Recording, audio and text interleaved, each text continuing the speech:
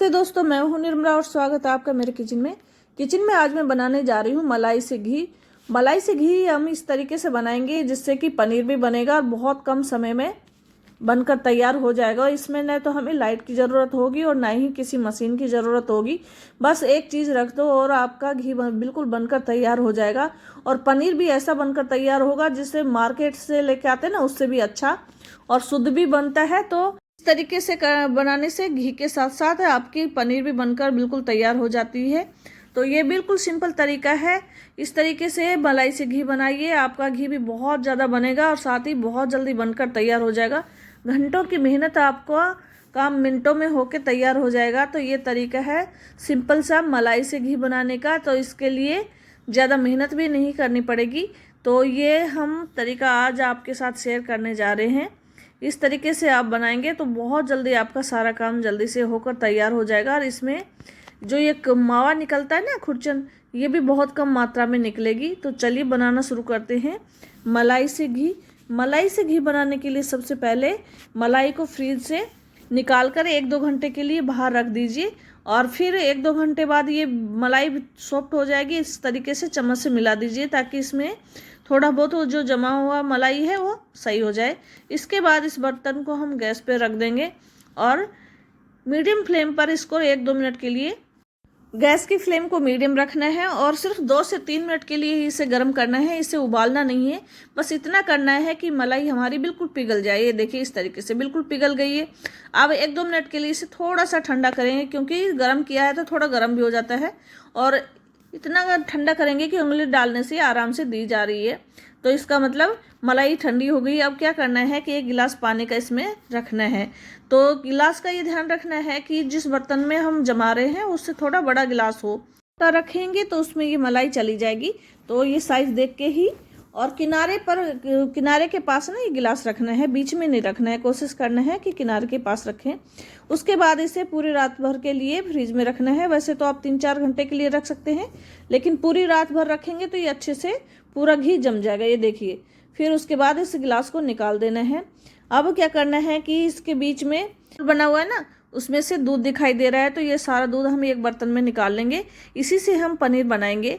तो फिर क्या करना है कि जो गिलास का पानी हमने रखा हुआ था वो गिलास का पानी भी इसमें डाल देंगे और सारे घी को अच्छे से धो लेंगे। जितना भी दूध निकलेगा वो सारा निकाल लेंगे। तो मैंने 10 से 12 दिन की मलाई ली थी, तो मैंने 2 बर्तनों में इसे जमाया था। तो इस सेम प्रोसीजर से इसमें भी करेंगे और सारा दूध हम निकाल देंगे। फिर क्या करना है कि अब फ्रीज में रखा हुआ था तो ये सारा घी जम गया है। तो इसको थोड़ा हाथ से हम मसल लेंगे, जिससे क्या होगा कि इसमें थोड़ा ये घी भी सॉफ्ट हो जाएगा और जो इसमें थोड़ा बहुत दूध बचा है वो भी निकल जाएगा। थोड़ा पानी डाल के, ठंडा पानी डालेंगे और फिर इसे इकट्ठा कर लेंगे। तो सारा जितना भी दूध है वो सारा निकल जाएगा और एक बर्तन में निकाल कर रख लेंगे। सारे घी को अब हाथ से इकट्ठा करके और थोड़ा निचोड़ लेंगे। इसमें जितना भी दूध होगा सारा निकल जाएगा और दूसरे बर्तन में हम निकालते जाएंगे। फिर क्या करना है कि उस भी बर्तन में थोड़ा सा पानी और डालेंगे ठंडा। तो इसमें जितना भी दूध बचा हुआ होगा वो सारा निकल जाएगा और घी बच जाएगा। तो अब इसको गर्म करेंगे तो फिर ज़्यादा इसमें मावा नहीं बचेगा और घी ही बचेगा। बर्तन में मैंने सारा घी निकाल लिया है। अब क्या करना है कि इसमें ठंडा पानी थोड़ा सा डालकर फिर इसको एक बार फिर से अच्छे से धो लेंगे। तो इसको धोना ज़रूरी है, जितना भी दूध होगा सारा निकल जाएगा। और फिर इसको गैस पे चढ़ा देना है। तो गैस की फ्लेम को मीडियम रखना है और इसी के साथ जो दूध था ना, इसमें थोड़ा बहुत घी रह गया है, उसको भी निकाल लेंगे। और धोया हुआ सारा घी एक बर्तन में निकाल कर इसको गैस पर रखेंगे। गैस की फ्लेम को मीडियम रखना है।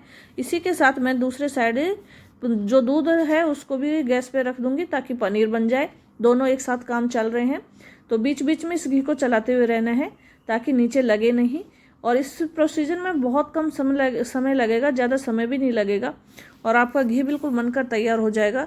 तो इसको चलाते रहिए साइड में। दूध जब तक गर्म होता है उसको, जब उसमें एक उबाल आ जाए उसके बाद क्या करना है कि गैस को बंद कर देना है। और इसके बाद इसमें थोड़ा सा ठंडा होने के बाद एक नींबू निचोड़ देना है, या फिर विनेगर डालना चाहें तो वो डाल सकते हैं। तो आपका दूध फट जाएगा। तो मैं इसमें नींबू निचोड़ रही हूँ और थोड़ी देर बाद देख सकते हैं बिल्कुल हमारा दूध फट गया है। और अब इसे छान लेंगे।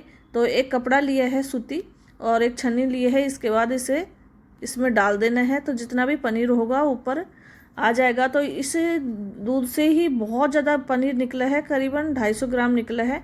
अब इसको अच्छे से निचोड़ लेंगे और फिर इसको एक बार अच्छे से पानी से फिर से धो लेंगे, ताकि इसमें जितना भी वैसे वाला पानी है वो निकल जाए, पनीर हमारा टेस्टी बने। तो मैंने इसे अच्छे से पानी से धो लिया है। इसको फिर से निचोड़ लेंगे और बिल्कुल निचोड़ना है, ज़्यादा टाइट नहीं निचोड़ना है, बस इतना कि इसमें से पानी निकलना बंद हो जाए, बस इतना करना है। फिर क्या करना है कि इसे एक प्लेट पर रख के भारी बर्तन से इसे दबा देना है, ताकि पनीर अच्छे से जम जाए।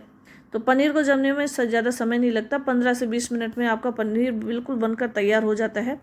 इससे ज़्यादा समय ज़्यादा रखने से क्या होता है कि पनीर टाइट हो जाता है।